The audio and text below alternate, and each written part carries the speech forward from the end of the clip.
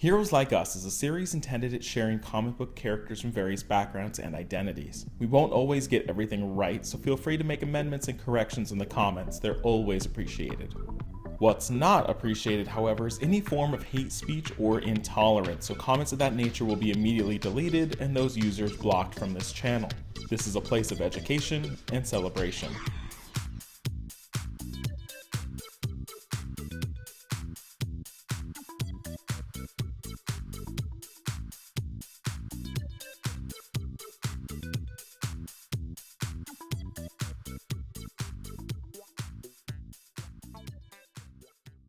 Welcome to I'm Your Target Demographic, and welcome to Heroes Like Us, our series where we look at a certain identity or background and then we look at characters that have that identity. Today we are doing Japanese characters. This is a highly requested one and hopefully we don't disappoint. We're going to start with a DC character by the name of Katana, Tatsu Yamashiro.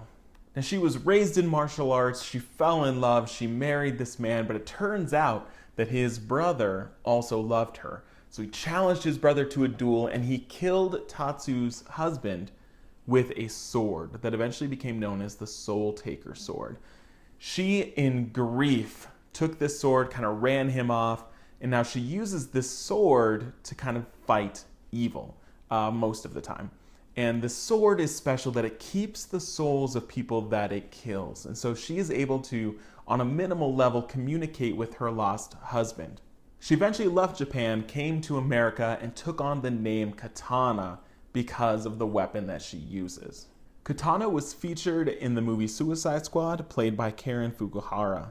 Up next, we've got the Marvel Comics character Sunfire.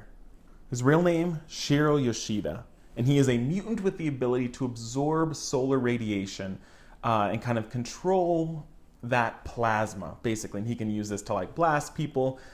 He can kind of sense heat, so he can kind of track people that way. He can create a kind of shield of plasma to protect himself. He can do a lot of things. Well, he's mostly known for being a member of various X teams, so he is a mutant. He does have a couple interesting turns, and one of them he was controlled by Apocalypse, and he became the Horseman Famine. He was also a founding member of the Japanese team Big Hero 6. Up next for Marvel Comics, we've got a mutant by the name of Surge. Her real name, Noriko Ashida. She is a mutant that is constantly absorbing electricity around her. So anytime there's static, anytime there's, lights are on, she's absorbing all of it. She cannot control that. What she can control is how she kind of expels this electricity.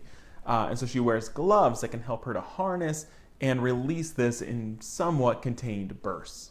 She can either expel it as electricity, or she can use all that energy built up to travel at super speeds.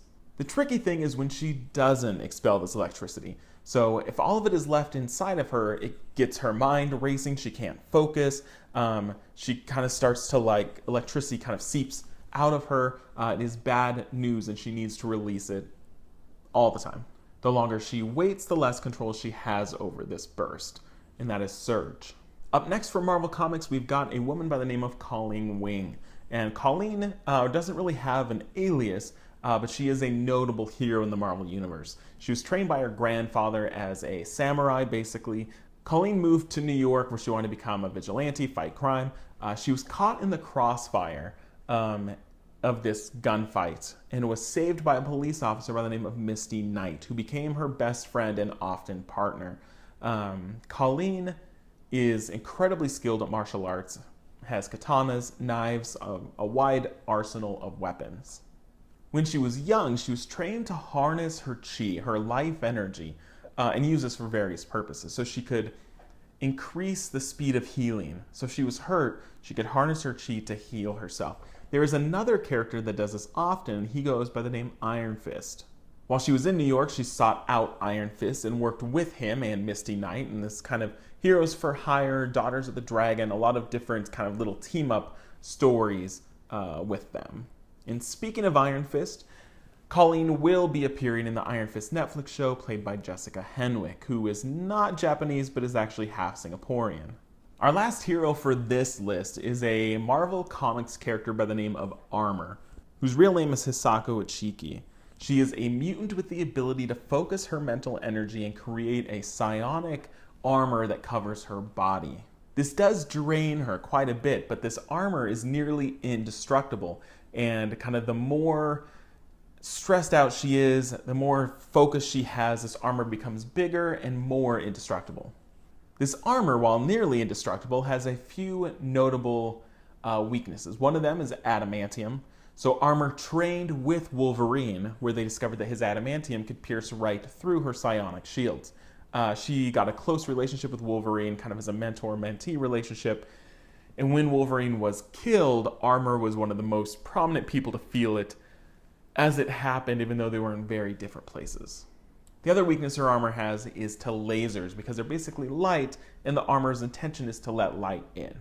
So those are just a few of the most prominent Japanese characters in comic books. If you think of others that you want us to talk about when we get to a part 2 of this series, let me know in the comments. Hopefully this was interesting, and we'll see you next time on Heroes Like Us.